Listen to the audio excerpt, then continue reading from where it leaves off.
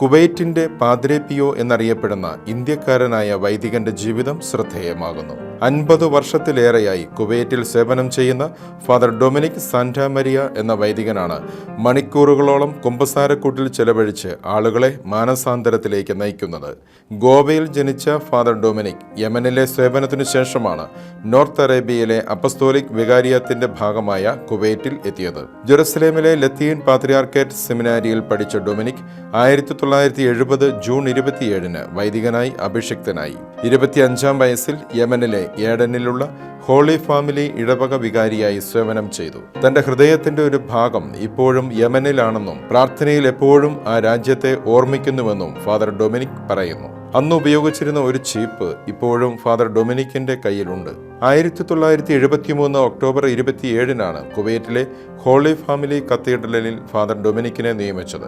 വടക്കേ അറേബ്യയിലെ അപ്പസ്തോലിക് വികാരി ആർച്ച് ബിഷപ്പ് ആൽഡോ ബെരാർഡിയുടെ അധികാരത്തിന് കീഴിലുള്ള മറ്റു 10 വൈദികരോടൊപ്പം മുസ്ലിം ഭൂരിപക്ഷ രാജ്യത്ത് ഫാദർ ഡൊമിനിക് സുവിശേഷ ദൗത്യം തുടരുന്നു. Padre Pio, Don Bosco, father Jesus Mary Joseph തുടങ്ങിയ അപരനാമങ്ങളിലാണ് ഫാദർ ഡൊമിനിക് അറിയപ്പെടുന്നത്. വിശുദ്ധ പാദ്രെ പിയോയെ പോലെ കുമ്പസാരക്കൂട്ടിൽ മണിക്കൂറുകളോളം ചെലവഴിക്കുന്നതാണ് ഫാദർ ഡൊമിനിക്കിന്റെ രീതി. എന്തെങ്കിലും ആവശ്യത്തിന് പുറത്തു പോകുമ്പോൾ അദ്ദേഹത്തിന് ചുറ്റും കുട്ടികളുണ്ടാകും എന്നതിനാലാണ് ഡോൺ ബോസ്കോ എന്ന് ആളുകൾ അദ്ദേഹത്തെ വിളിക്കുന്നത്. എല്ലാ ദിവസവും ഈശോ മറിയം യൗസേപ്പെ എന്ന് കഴിയുന്നത്ര തവണ ചൊല്ലാൻ ഫാദർ ഡൊമിനിക് ആളുകളോട് പറയാറുണ്ട്. അങ്ങനെയാണ് ഫാദർ ജീസസ് മേരി ജോസഫ് എന്ന ആളുകൾ അദ്ദേഹത്തെ വിളിച്ചു തുടങ്ങിയത്. വിശുദ്ധ കുർബാന, കുമ്പസാരം, ദിവ്യകാരുണ്യ സന്ദർശനം, ജപമാല തുടങ്ങിയവയാണ് 79-കാരനായ ഫാദർ ഡൊമിനിക്കിന്റെ ദൈനംദിന പരിപാടികൾ. വായനയ്ക്കായും അദ്ദേഹം സമയം കണ്ടെത്തുന്നു.